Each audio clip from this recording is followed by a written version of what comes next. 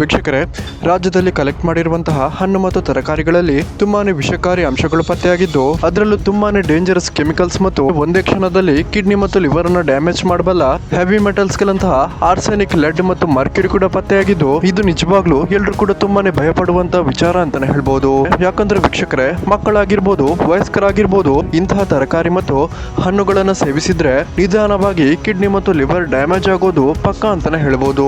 ಅದರಲ್ಲೂ ಬ್ಯಾನ್ ಆಗಿರುವಂತಹ ಪೆಸ್ಟಿಸೈಡ್ಸ್ ಮತ್ತು ಕೆಮಿಕಲ್ಸ್ ಗಿಂತಲೂ ಈ ಒಂದು ಹೆವಿ ಮೆಟಲ್ಸ್ ಮತ್ತಷ್ಟು ಡೇಂಜರಸ್ ಆಗಿದ್ದು, ತಮ್ಮ ಫ್ಯಾಮಿಲಿಗಳನ್ನ ರಕ್ಷಣೆ ಮಾಡೋದು ಹೇಗೆ ಅನ್ನೋದೇ ಹೆಚ್ಚಿನವರಿಗೆ ಟೆನ್ಷನ್ ಆಗೋದಕ್ಕೆ ಶುರುವಾಗಿದೆ. ವೀಕ್ಷಕರಿಗೆ, ಈ ಒಂದು ಡೇಂಜರಸ್ ಕೆಮಿಕಲ್ಸ್ ಮತ್ತು ಹೆವಿ ಮೆಟಲ್ಸ್ ತರಕಾರಿ ಮತ್ತು ಹಣ್ಣುಗಳಲ್ಲಿ ಹೇಗೆ ಪತ್ತೆ ಆಗ್ತಿದೆ ಅಂತ ನೋಡೋದಾದ್ರೆ, ಕೆಮಿಕಲ್ಸ್ ಮತ್ತು ಪೆಸ್ಟಿಸೈಡ್ಸ್ ಕೀಟಗಳು ಬರಬಾರ್ದು ಅಂತ ಉಪಯೋಗಿಸುತ್ತಾರೆ. ಆದ್ರೆ ಕೆಲ ಬ್ಯಾನ್ ಮಾಡಿರುವಂತಹ ಕೆಮಿಕಲ್ಸ್ ಗಳನ್ನು ಕೂಡ ಬಳಕೆಯನ್ನ ಮಾಡಲಾಗ್ತಿದ್ದು, ಇದು ತುಂಬಾನೇ ಡೇಂಜರ್ ಅಂತ ಹೇಳ್ಬೋದು.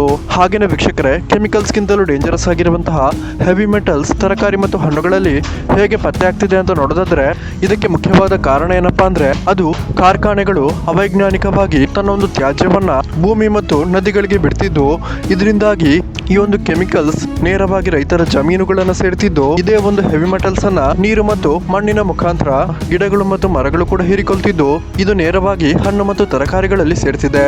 ಇದು ಎಷ್ಟು ಡೇಂಜರಸ್ ಅಂದ್ರೆ, ಬೇರೆ ದೇಶಗಳಲ್ಲಿ ಕಾರ್ಖಾನೆಗಳ ನೀರನ್ನ ಡೈರೆಕ್ಟ್ ಆಗಿ ನದಿಗೆ ಅಥವಾ ಭೂಮಿಗೆ ಬಿಡೋದನ್ನ ಬ್ಯಾನ್ ಮಾಡಿದ್ದಾರೆ.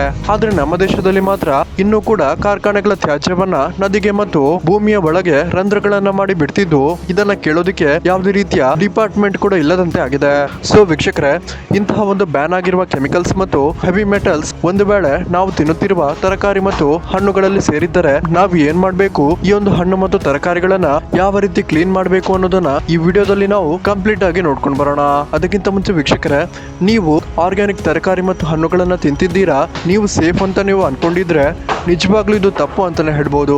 ಯಾಕಂದ್ರೆ ವೀಕ್ಷಕರೇ, ಈವರೆಗೆ ಪತ್ತೆ ಮಾಡಿರುವಂತಹ ಹಣ್ಣು ಆಗಿರ್ಬೋದು ಅಥವಾ ತರಕಾರಿಗಳಾಗಿರ್ಬೋದು, ಇದರಲ್ಲಿ ಸುಮಾರು 30% ನಷ್ಟು ಆರ್ಗ್ಯಾನಿಕ್ ತರಕಾರಿ ಮತ್ತು ಹಣ್ಣುಗಳಲ್ಲಿ ಕೂಡ ಇಂತಹ ಒಂದು ಹೆವಿ ಮೆಟಲ್ಸ್ ಪತ್ತೆ ಆಗಿದ್ದು, ಇದು ತುಂಬಾನೇ ಡೇಂಜರಸ್ ಅಂತಾನೆ ಹೇಳ್ಬೋದು.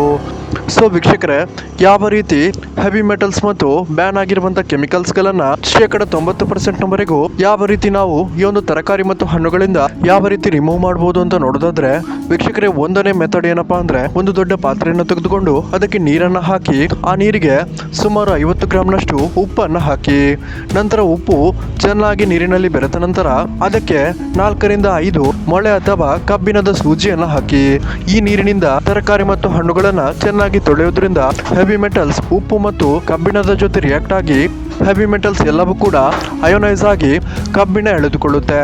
ಇದೊಂದು ಮೆಥಡ್ ಆದ್ರೆ, ಮತ್ತೊಂದು ಮೆಥಡ್ ಏನಪ್ಪಾ ಅಂದ್ರೆ, ಬೇಕಿಂಗ್ ಸೋಡಾದಲ್ಲಿ ಅಥವಾ ವಿನೆಗರ್ ನಲ್ಲಿ ತರಕಾರಿ ಮತ್ತು ಹಣ್ಣುಗಳನ್ನ ಚೆನ್ನಾಗಿ ತೊಳೆಯುವಂತ ಮೆಥಡ್ ಆಗಿದೆ. ಈ ಒಂದು ಮೆಥಡ್ ನಲ್ಲಿ ಸ್ವಲ್ಪ ಬೇಕಿಂಗ್ ಸೋಡಾ ಅಥವಾ ವಿನೆಗರ್ ನ ತೆಗೆದುಕೊಂಡು ನೀರಲ್ಲಿ ಬೆರೆಸಿ, ಈ ನೀರಿನಿಂದ ತರಕಾರಿ ಮತ್ತು ಹಣ್ಣುಗಳನ್ನ ಚೆನ್ನಾಗಿ ತೊಳೆಯೋದ್ರಿಂದ ಹೆವಿ ಮೆಟಲ್ಸ್ ಮತ್ತು ಕೆಮಿಕಲ್ಸ್ ನಿಂದ 90% ಬಚಾವಾಗಬಹುದು. ಸೊ ವೀಕ್ಷಕರೇ, ಈ ಮಾಹಿತಿ ಇಷ್ಟವಾದಲ್ಲಿ ದಯವಿಟ್ಟು ಈ ವಿಡಿಯೋಗೊಂದು ಲೈಕ್ ಮಾಡಿ ಮತ್ತು ನಿಮ್ಮ ಅನಿಸಿಕೆಯನ್ನ ಕಮೆಂಟ್ ಮಾಡಿ ತಿಳಿಸಿ.